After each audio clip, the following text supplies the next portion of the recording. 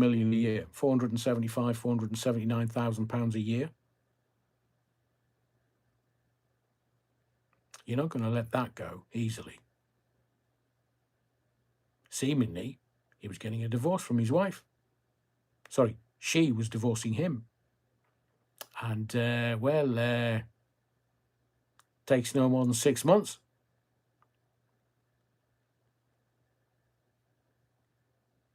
And he was in court for having 7 A-grade pictures of children. The worst kind.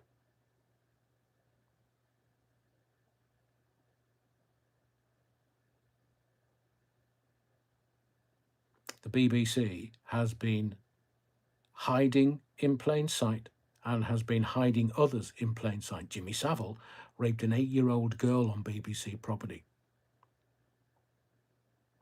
Janet Smith's inquiry into Hall, Harris, Savile's time at the BBC. And it was confirmed that Jimmy Savile raped an 8-year-old female child on BBC property, according to Dame Janet Smith's inquiry. And now the row over the Panorama edits has gone. That's very clever PR. It's very clever manipulation.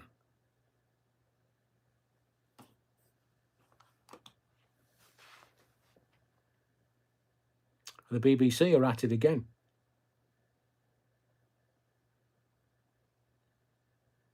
Remember when the BBC reported that Trump and the shot in the face claim? Can you remember that? I'm going to tell you. In 2022, during coverage of Trump's comments about Liz Cheney, loves dick. She does, Liz. Loves dick.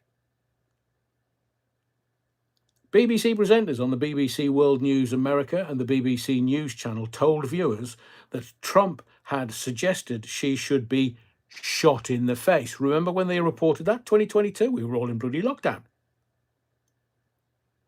She should be, and I'm quoting directly from BBC, shot in the face or face a firing squad.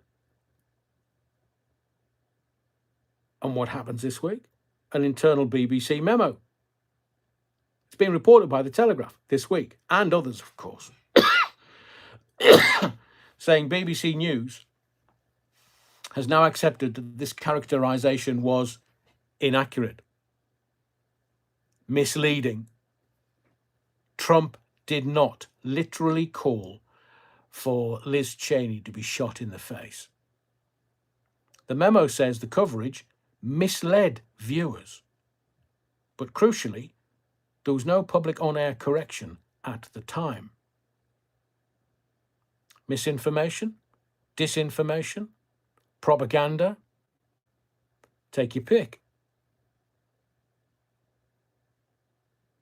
The BBC internal memo this week, which the Telegraph has reported. And that comes on top of the Panorama documentary that spliced Trump's January 6th speech to make it look like a continuous call to fight like hell without his peacefully and patriotically line. And remember, Nancy Pelosi, she was the one worth $200 million now on an annual salary of 180 grand. How does that work? I mean, the BBC have apologised for that edit, admitted it gave a misleading impression to a call of violence. Director General Tim Davies gone, head of news Deborah Turnus has gone. So now you've got a couple of layers. You've got a misleading edit of a Trump speech, Panorama, Newsnight, admitted, apologised for, with senior resignations. You've got a mischaracterization of Liz Cheney, loves dick. It was the Liz Cheney remark, as in shoot in the face. Internally admitted as misleading, but not corrected to viewers at the time. Is this a case of when the story's juicier than the truth, the BBC, Trump and shot in the face? Lie. Because that's what it is. You can dress it up in whatever kind of flowery language you want. But the BBC, it needs to be put out of its misery. You've got people loitering within its bowels that have been earning big money for a long time. I've told you before, in my experience, there were people earning 50 odd grand a year to do a 4-minute package once a week into the breakfast show. Would you like to earn 50 grand a year for doing next to that, sitting on your ass?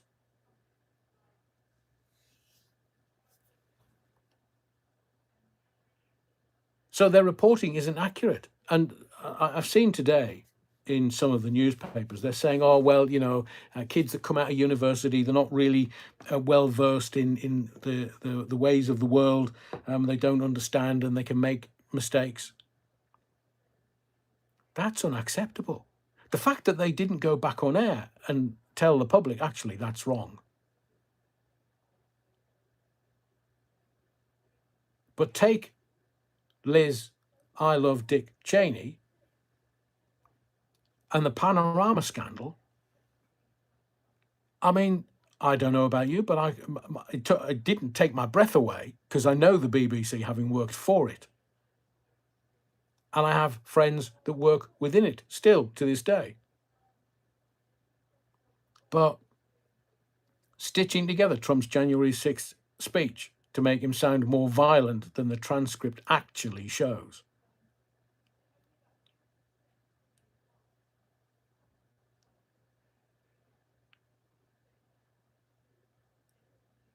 I was aware of a recent coroner's inquiry, which I won't go into, but they had a transcript of a piece of audio. And in my view, the audio should always be played to any court, any inquiry, because unlike the BBC, most audio doesn't lie, but transcripts do. And the chairperson, man, woman, it of the BBC said about January 6th. So President Trump says the US has seized a tanker off the coast of Venezuela.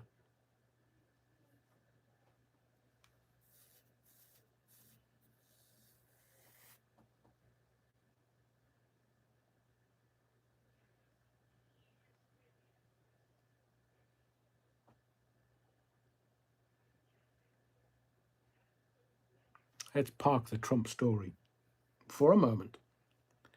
And I have repeatedly for 3 years told you what is going on in the world. And I've told you why. I've told you. To benefit you, your family, and your community. And I'm sure people just laugh at me. But I told you that Venezuela was on the Rothschilds' hit list. So how are they going to couch Venezuela? They're going to say regime change. Because Venezuela has huge oil and gas reserves. Huge. But the Venezuelan government is going to be deposed.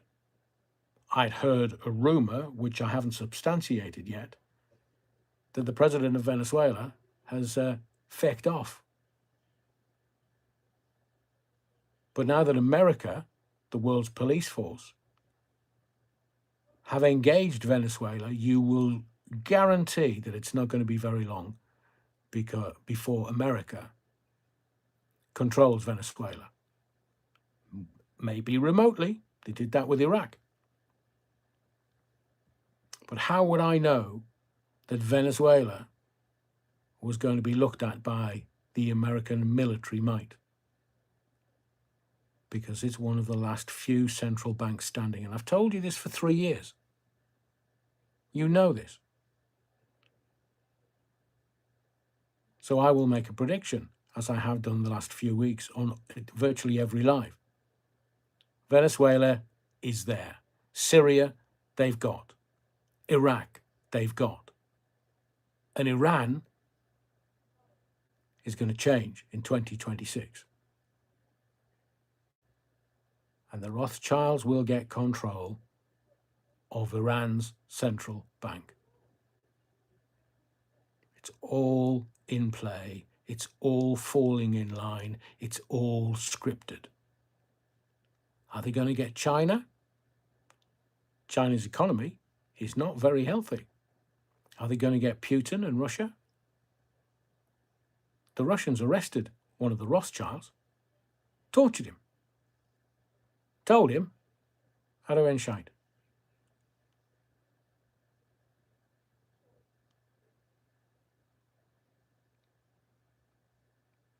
The Rothschilds desperately want to control the Russian central bank and all the wealth and riches it brings. And then there's only a couple, there's only little North Korea, they're going to do absolutely feck all. And then, in my view, the big one, Hungary. Even the European Union can't tell them what to do. Migration, not happening. But somebody somewhere somehow is going to destabilise Hungary so that they can get control of it and thereby the central bank. And once they've got all of those, the Rothschilds, worth $500 trillion, seemingly, the family, they'll have control of it all. So when I tell you things, I'm giving you pieces of the puzzle that you can crack. I'm decoding the world for you. I'm decoding everything that's going on in the world. So you can forget all this flotsam and jetsam around European Convention for Human Rights. I told you that on Monday. I told you how and why and where and what. I told you everything on Monday. The last time, and it was under Labour, that they tried to bring a digital ID into this country, the people kicked off so badly that it scared the political classes. But I've told you before, what is it they've got on Starmer that makes him jump through every single hoop? When they say jump, Kia, he says how high every single time. So let's get back to Trump and the BBC.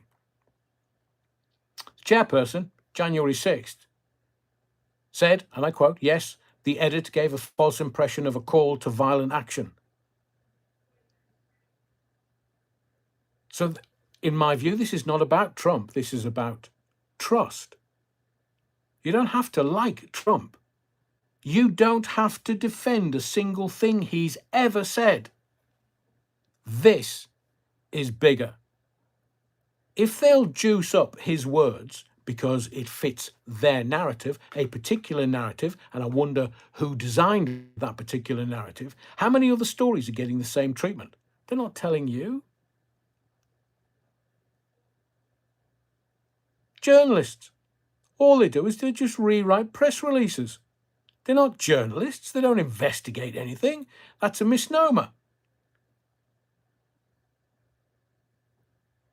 It's the BBC's brand worldwide. Even the Americans say it's one of the most trusted news sources in the world. And I would suggest to you that the BBC trades on 3 words: trust, truth, impartiality. And if the BBC quietly admits their mistake on paper, but never correct it in your living room, is that impartial journalism? Or is that narrative management?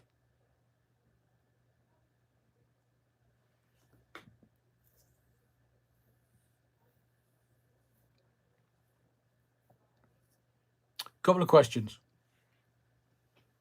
Remember, it's 1 for yes, 2 for no, 3 for don't know.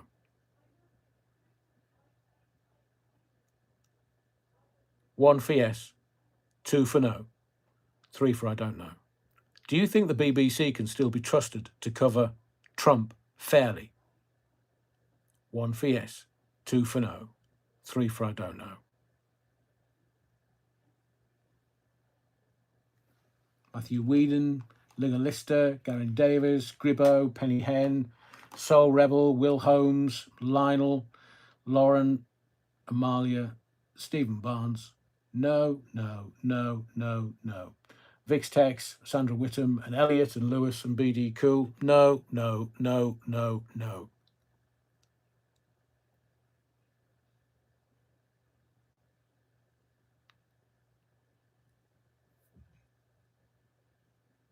Geordie Explore won with the regime change. Fair point.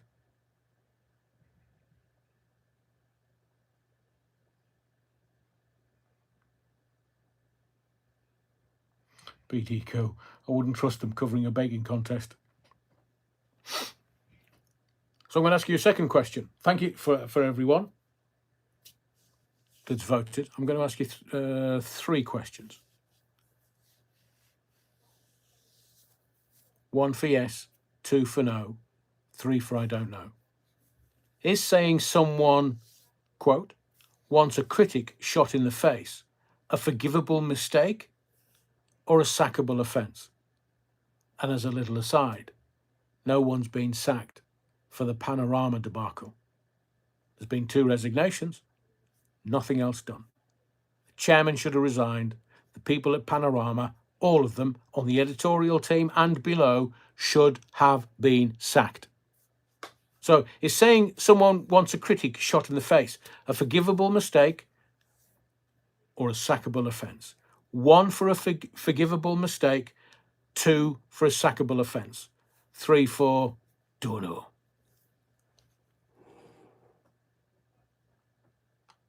Interesting. Gary Shabot and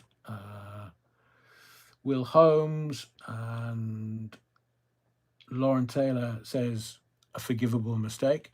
Everybody else is saying sackable offence. Everybody. I See You, Geordie Explore, Pop-Eyed Wazza, Soul Rebel, Angelic Inspirations, Tom Harney's shouldn't touch the floor on the way out. Is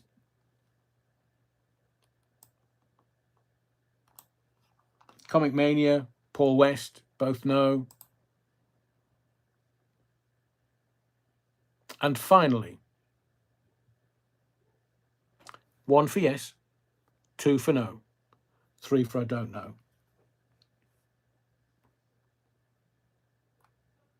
Lauren says, no, that was a mistake. Sorry, Rev, I'm a full fool. 2-2, all your ducks in a row. So final question around this. Because this news story, you won't read tomorrow. You won't. It's going to be squashed. The government's machinery, the BBC's machinery will all be squashed. A bit like the Hugh Edwards. The Hugh Edwards story was a story on Monday. I thought about putting it on the live and I just thought, no, surely not. That's never going to fly. We know it's a kind of we're flying a kite here just to see what kind of reaction we'll get. 400 people on one of his socials are like, oh, Hugh, mate, brilliant to see you. Fucking hell. Cast iron, grade A. I mean, pervert's not strong enough a word. But you can't really say paedophile on here, can you?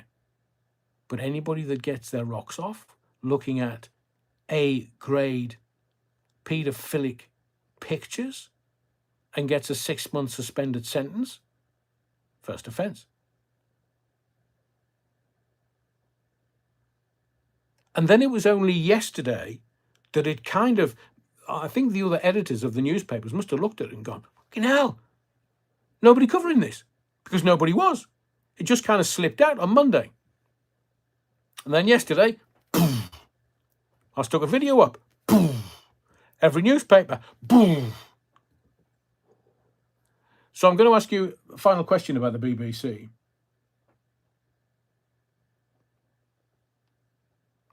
One for yes, 2 for no, 3 for I don't know. If the BBC misleads you, tells lies in effect, but only apologises in private memos. Is that good enough? 1 for yes, 2 for no, 3 for don't know, unsure. If the BBC misleads you, tells you lies, but only apologises in a private memo, is that good enough? Sandra Whittam, Ray Norton, Mad Matt, Terry Harris, no. Karen and Tom Harneys, and I See You and Albert Medcalf, Rusty Fleming, Elliot, Phil Summer, Tippy Tappy Feet. No. And I know by the way that people react to the things that I bring you, that integrity and trust is important to you on this channel. But why aren't we getting that from the BBC?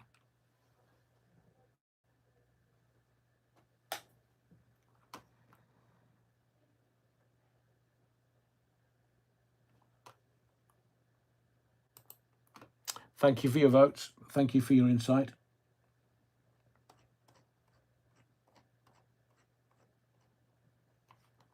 I'm going to do Blair versus Starmer now. Why? Because for weeks I've been telling you that all is not well in the Labour camp.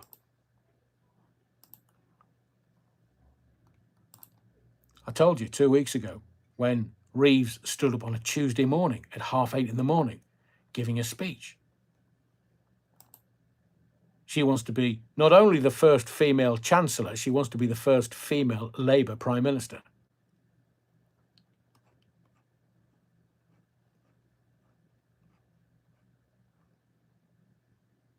So as Kemi Not Good Enough said today,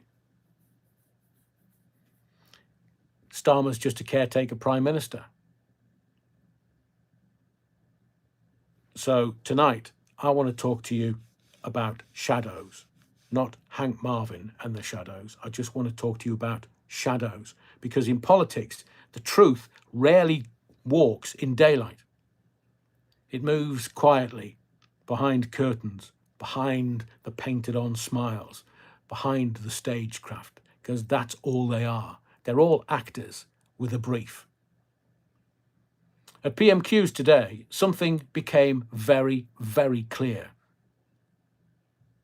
Tuti Akia looked less like a prime minister and more like a caretaker, not by title, but by energy.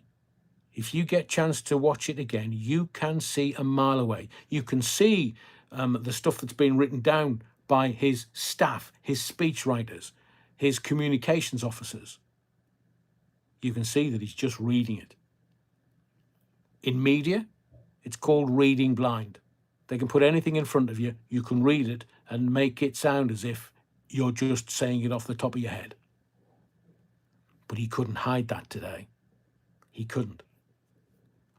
I would suggest to you that Sir Keir Starmer looked like a man holding the position temporarily until the real leadership is ready. We've had Andy Burnham back in the press this week talking about party over self. Starmer's voice today was steady but uncertain, in my view. His lines were memorised, not owned. They were on the page. What's the Disraeli? Benjamin Disraeli, a famous quote of his, man can only truly act from his passions. There was no passion there at all. There was no conviction. His posture was the posture of someone defending, not defining. It felt like he thought he was in a court of law and trying to convince the jury that he was innocent. And behind him, in the long corridors of influence, Tony Blair's shadow grows longer by the day. That is the part no one wants to say out loud. Blair's think tank is back. His advisors are back. His worldview is back. Fiscally conservative, foreign policy hawkish, market-first interventionist. The old machinery is humming again. But here's the twist. Blair's moment on the global stage collapsed this week when he was quietly removed from Trump's Gaza Board of Peace. I would suggest that public rejection hurt Blair, but it wounded Starmer far more. Because when your mentor is pushed off the table, your own political power dims. Remember? Peter Mandelson, the architect of New Labour that swept Brown and Blair into power. And what did Starmer do to Mandelson? Sacked him. Just remember that, because Peter Mandelson is a nowhere man. He's gone to ground. Nobody knows where he is or what he's doing. And Mandelson is the Prince of Darkness.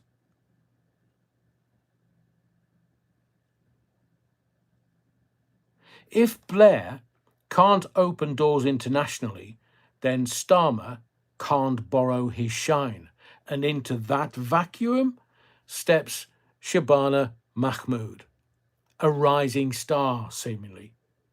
Discipline, competence, media ready, Blair friendly, a symbol of modernity, a woman capable of bridging Labour's factions, because they're all at war in the background.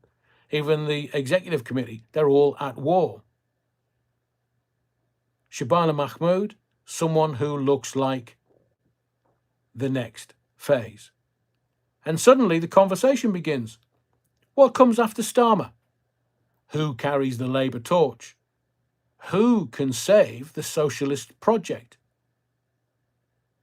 And remember, the Fabians, slowly, wolf in sheep's clothing. But the most important question will be set by the executive committee. Who can unify the party when the centre frays? This is how leadership shifts start. Not with speeches or votes or insurrections, but with whispers. Glances across benches. With leaks that weren't accidents.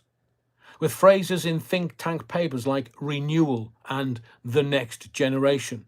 It's not bloody Star Trek, that's for sure. And if you watched PMQs today with an honest eye, Starmer didn't look like a man ready to lead the nation through a storm, let alone further storms. I would suggest to you that Starmer looked like a man trying not to fall off the stage. Is Shabana Mahmood the next Prime Minister? Not yet. But the architecture is being built. Remember Fabianism? I did a whole deep dive on it. They do it. Death by 1,000 cuts. So the architecture, the infrastructure is being built for the next leader of the Labour Party. That's why some of them have been at the dispatch box. Some of them have held PR announcements. That's why some of them have come out and gone, we'll give we'll give Ukraine an extra £10 million. And were you watching Starmer and Reeves when they gave Sniffy another couple of billion in an emergency fund? What was that for? More Coca-Cola? But if you watch carefully, the narrative is being shaped. Starmer's grip, already shaky, is weakening by the week. And tonight I say this to you. Keir Starmer may be Prime Minister at the moment, but he is no longer the centre of his own government. He is the caretaker, waiting for the next act to begin. Do you want me to go through what's happening at the heart of Labour? give you kind of an analytical breakdown very quickly in 5 minutes or so.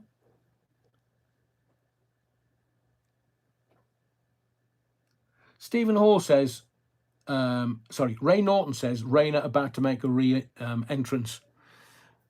She loves a re-entrance, does old Ginger Growler. Starmer is governing, but he's got this ethics advisor who's supposed to be doing a job. Yeah, you can sack her. She's overstepped the mark. She hasn't adhered to the ministerial code. And now he's going, oh, she's very talented. We should have her back. He knows what's going on. He's trying to stay in power for as long as possible so he can have the private air jet, the air flights. He can still go to Arsenal, freebie. He can still take hundreds and hundreds and hundreds of thousands of pounds of freebies every year. Free suits, a couple of grand a piece, and free gogs, and free Arsenal tickets, and free this and that, and free Coca-Cola if you go on a nice train journey with Macron and Mertz. So here's the quiet truth. What's actually happening inside Labour.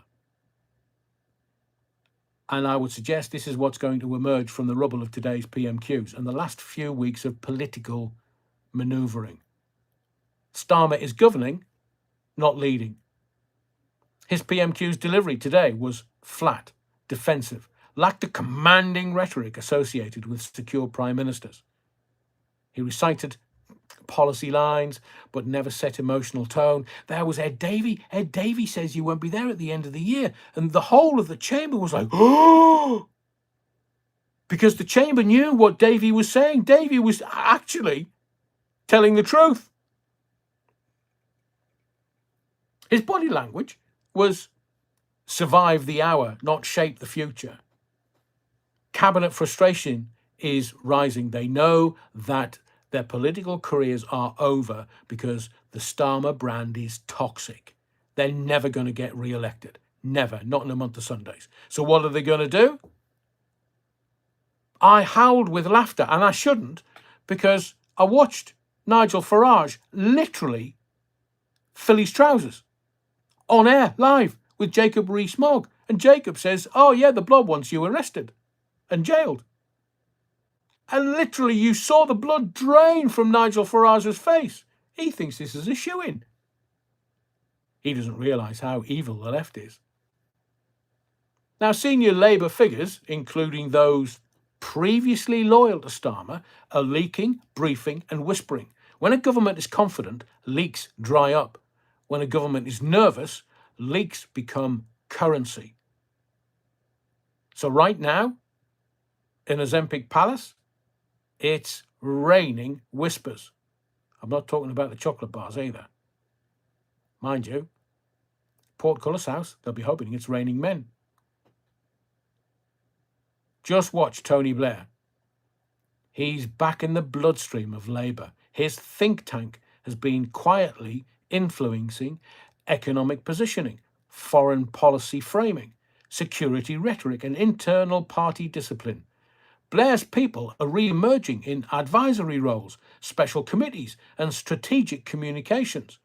But here's the twist.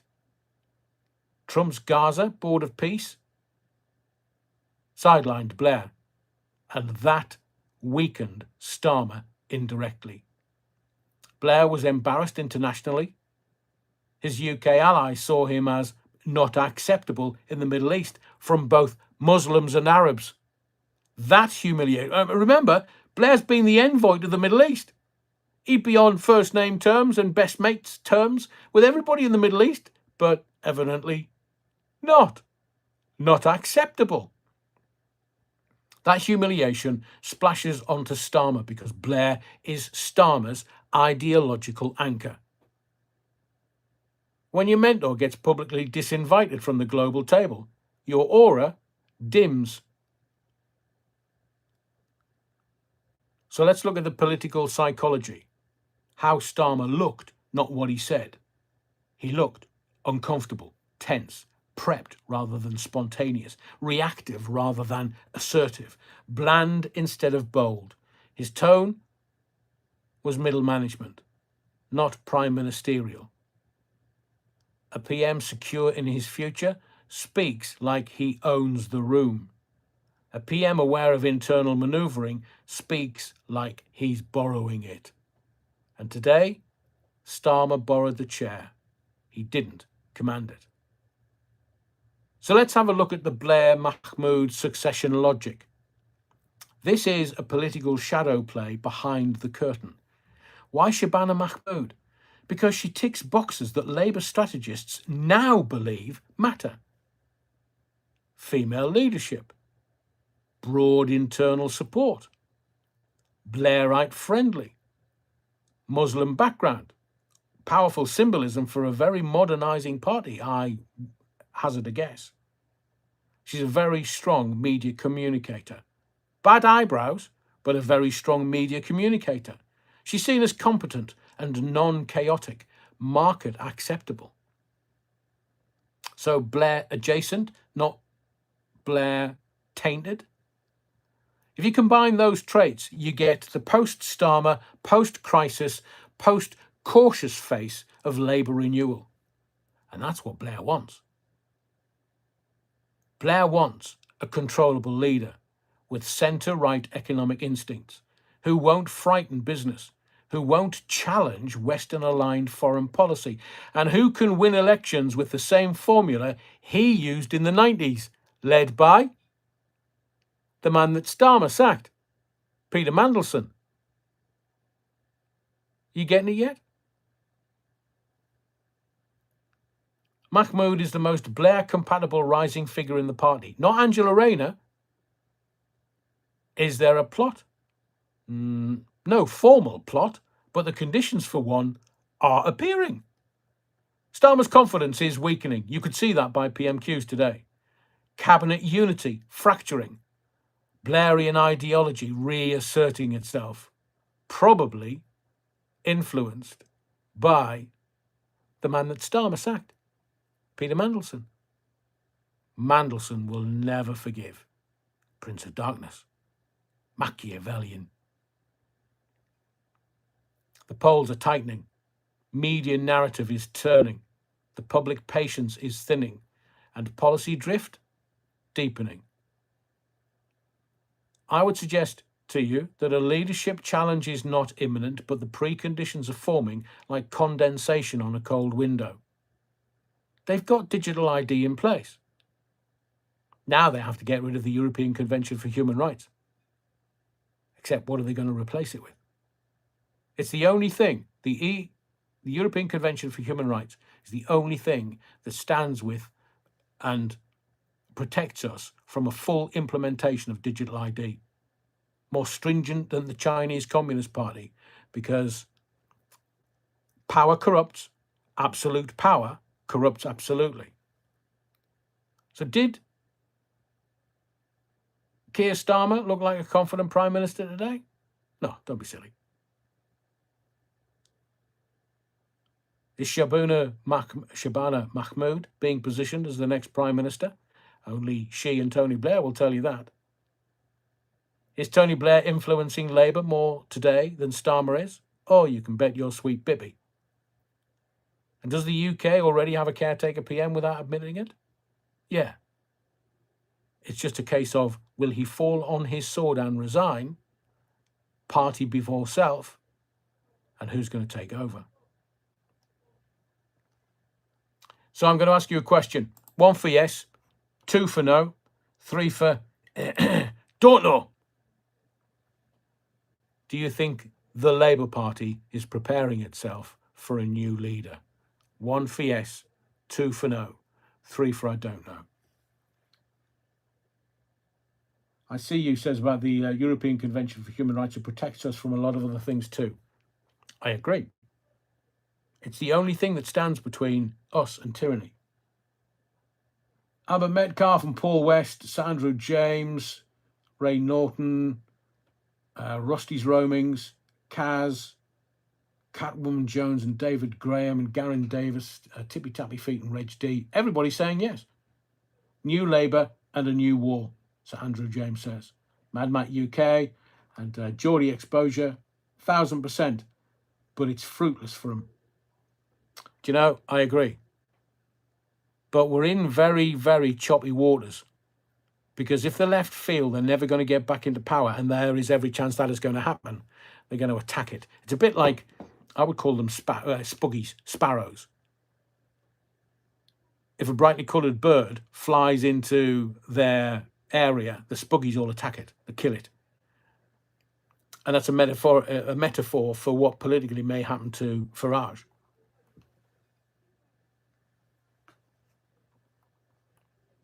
Des says it won't change anything.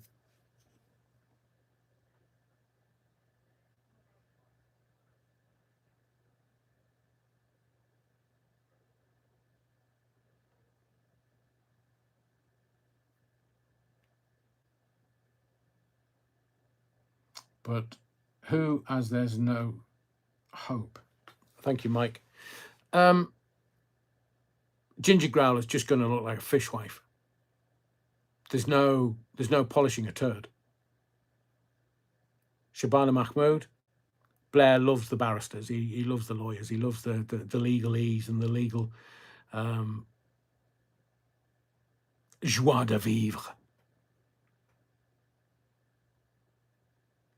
I was going to talk about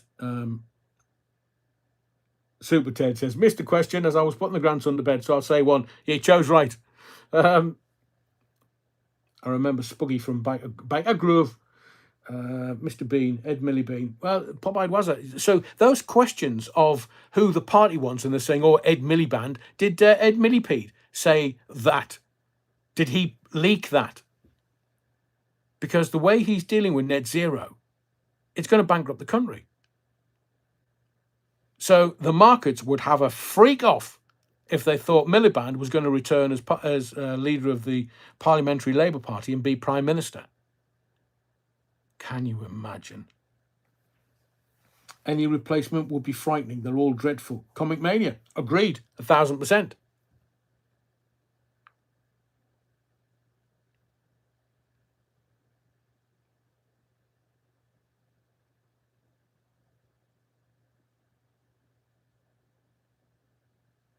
David Miliband, possibly.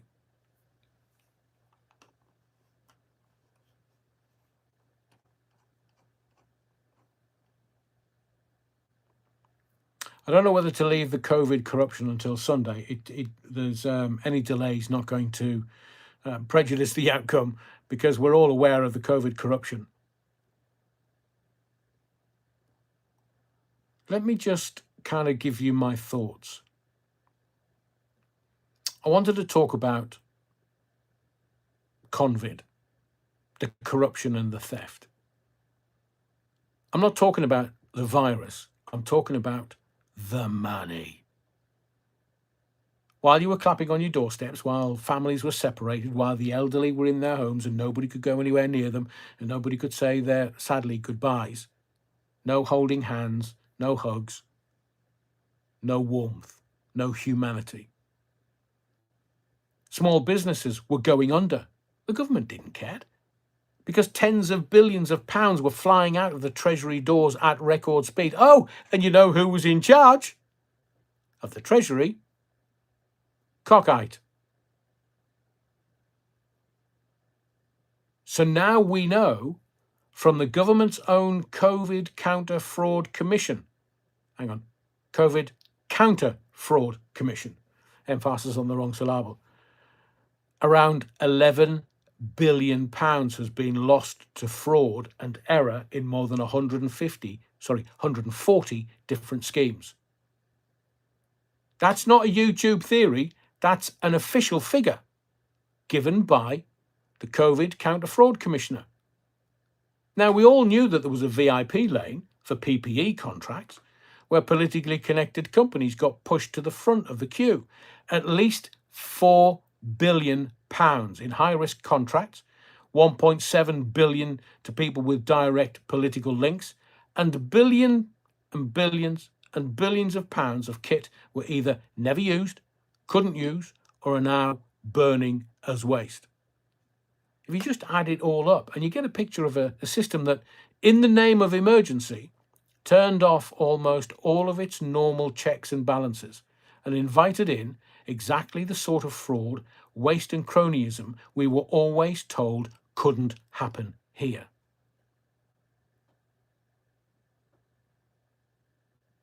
We know COVID was a health crisis of sorts, but it was also a once-in-a-century cash bonanza for the well-connected and the quick-fingered.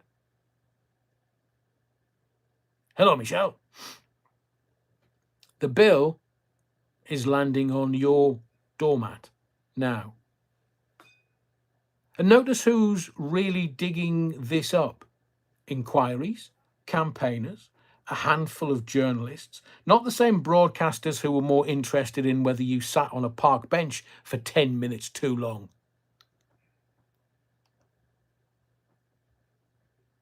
So, what's actually on record? I'll start by separating three things: waste, terrible value, incompetence, and not necessarily criminal; fraud, people lying to get money they're not entitled to. That is criminal. And corruption, cronyism, contracts and decisions bent for friends, donors, or insiders. I'm not going to mention any individual names, but we know varying usual suspects were at that big time. We remember one certain person, contracts and decisions bent for friends, multiple friends and donors, or insiders.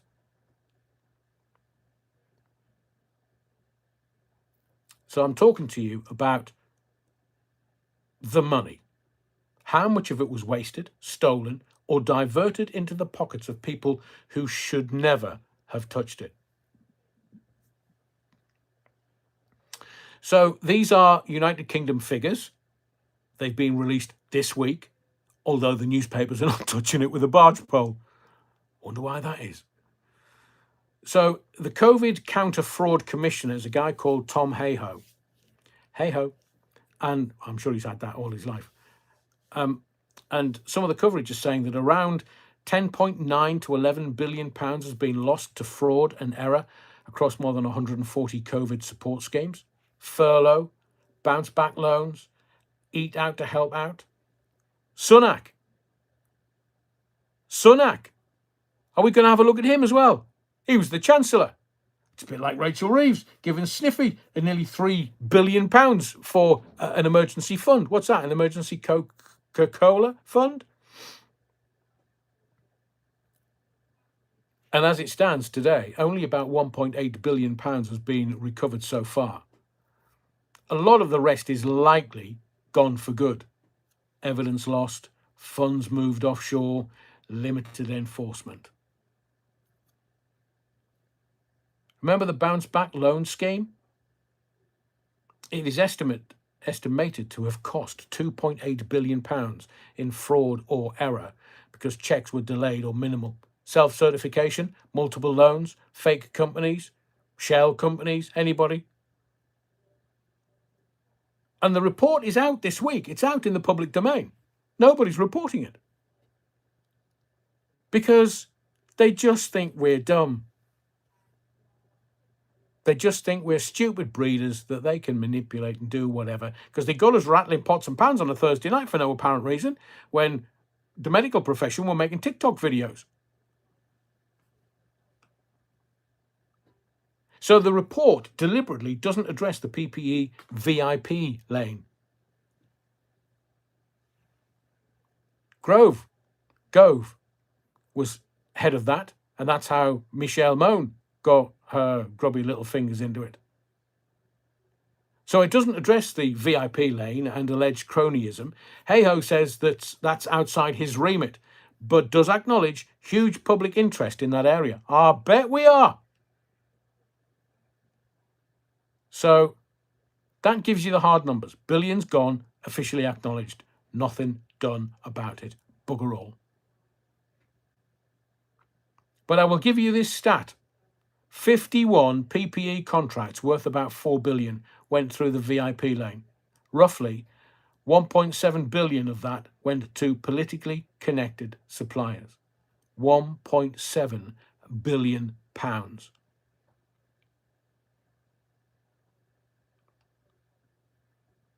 Government documents say 1.4 billion of PPE contracts failed, undelivered or unusable. So billions more PPE sitting in storage or to be burned as waste. So a High Court judgment forced PPE MedPro, Michelle Mone, to repay 122 million for gowns that couldn't be used. So the company associated with Conservative peer Michelle Mone is now effectively insolvent, raising questions over whether the money can ever be recovered. Seize her boat or yacht and sell the fecker. So it's just turgid. It is just murky.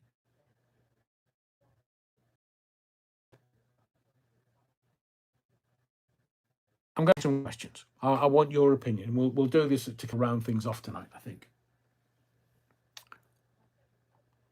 Because I think a lot of people want to know what the hell has gone on and who the corrupt are.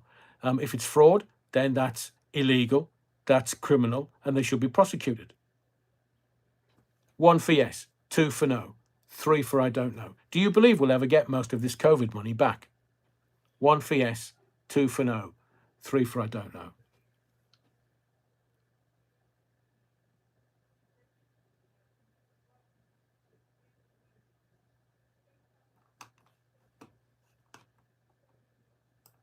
Virtually everyone is saying no.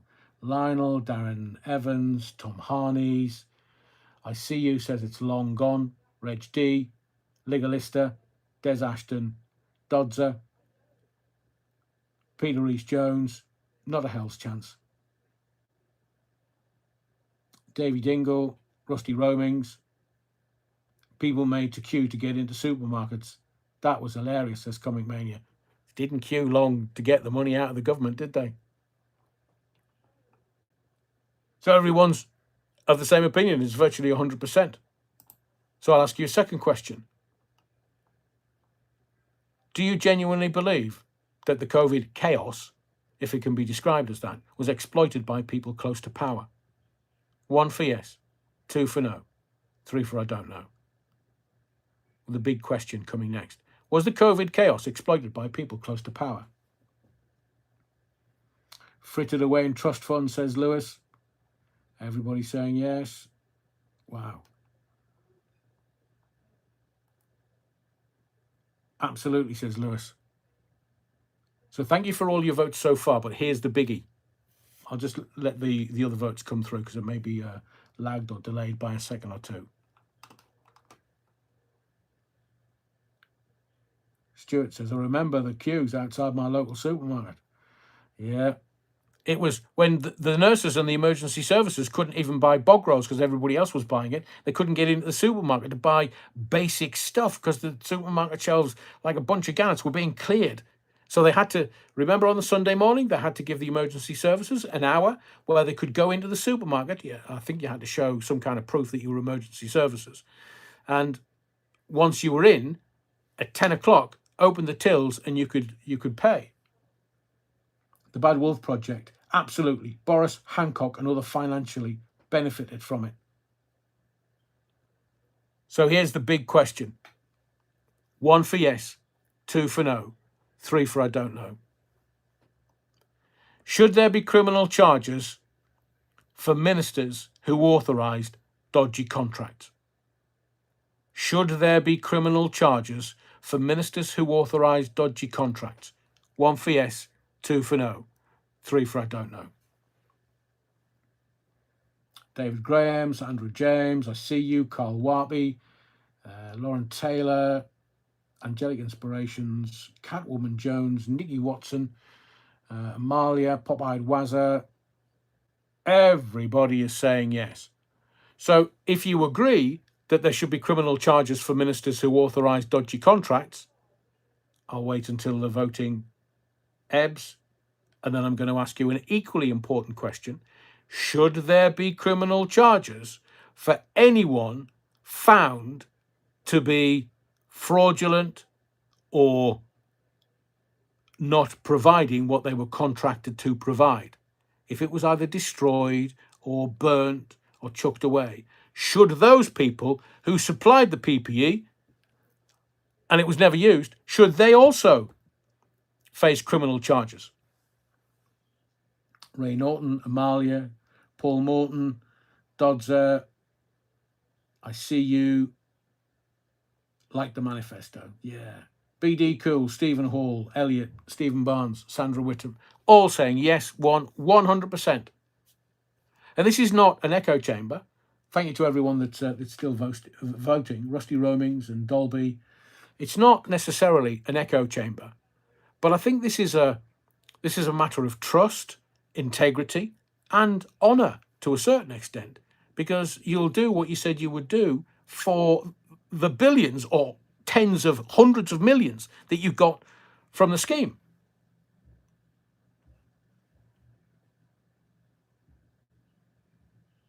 And last question. Was the VIP PPE lane corruption by another name? 1 for yes, 2 for no, 3 for I don't know. Was the VIP PPE lane corruption by another name?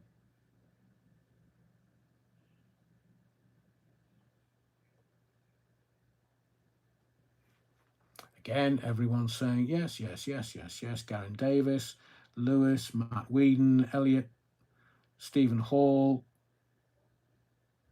Oh, yeah, one light moment was when Starmer got kicked out of a pub.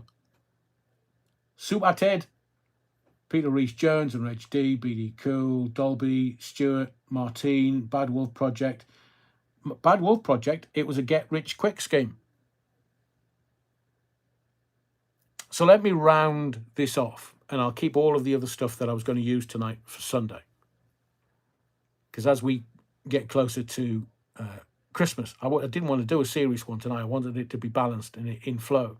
But the closer we get to Christmas, we'll just loosen our belts a little bit.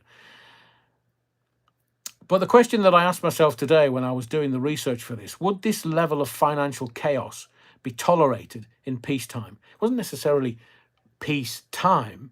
It was in an extraordinary circumstance that was an emergency situation, as we were told. We're now finding out that the vaccine injury and the vaccine deaths and the jibber-jabber and the corruption was all intermingled in it, and we were told by the blonde-haired buffoon, stay indoors. If you've got a dog, you can take the dog out for a walk.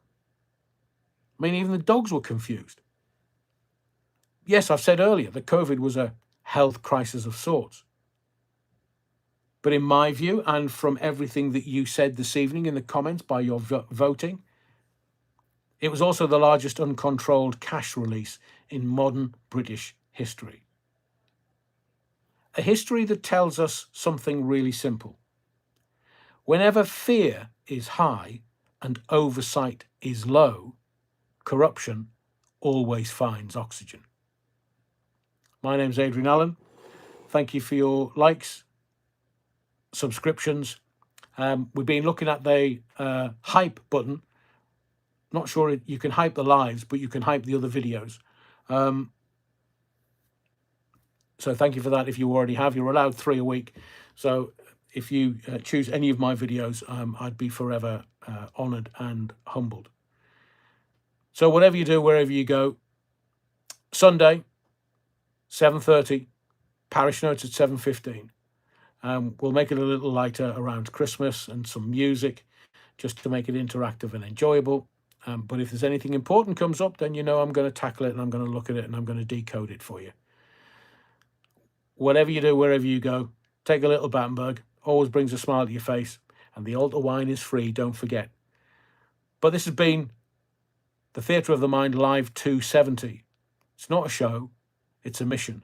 And the mission is to decode the world and give you raw truth. See you Sunday, 7:30.